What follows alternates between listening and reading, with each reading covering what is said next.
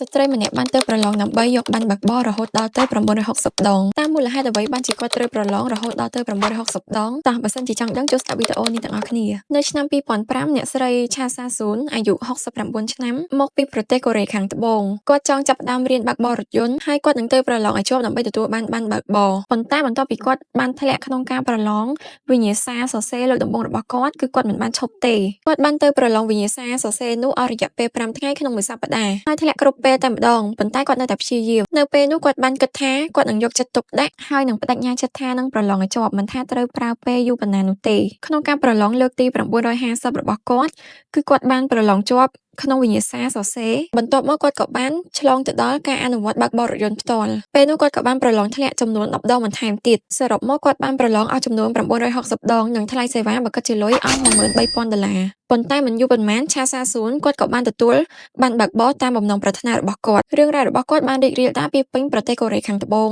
ហើយបានក្លាយជាពលមានយ៉ាងល្បីល្បាញភ្លាមៗនៅជំនាន់នោះមនុស្សភាគច្រើនក៏សរសើរគាត់ហើយការតស៊ូរបស់គាត់បានក្លាយជារូបតំណាងជាតិដែលគ្រប់គ្នានឹកស្មានមិនដល់មិនត្រឹមតែប៉ុណ្្នឹងទេក្រុមហ៊ុន Hyundai ដែលជាក្រុមហ៊ុនលក់រថយន្តដ៏ល្បីនៅប្រទេសកូរ៉េខាងត្បូងបានជូនរថយន្តថ្មីស្រឡាំងមួយគ្រឿងដល់គាត់ថែមទៀតផងហើយបានយកគាត់ទៅបង្ហាញនៅក្នុងពាណិជ្ជកម្មមួយដែលអបអរសាទរពីស្មារតីដ៏រឹងមាំរបស់គាត់ប៉ុន្តែរឿងនេះបានកន្លងផុតអស់មួយរយៈមកការបើកបររបស់គាត់មិនល្អដោយអ្វីដែលយើងបានគិតនោះទេបន្ទាប់ពីមានគ្រោះថ្នាក់ច្រើនពេកក្នុងឆ្នាំដំបូងរបស់គាត់នៅលើដងផ្លូវក្រុមគ្រួសាររបស់គាត់បានលើកទឹកចិត្តគាត់និងឲ្យគាត់ប្រកួតសោឡានដើម្បី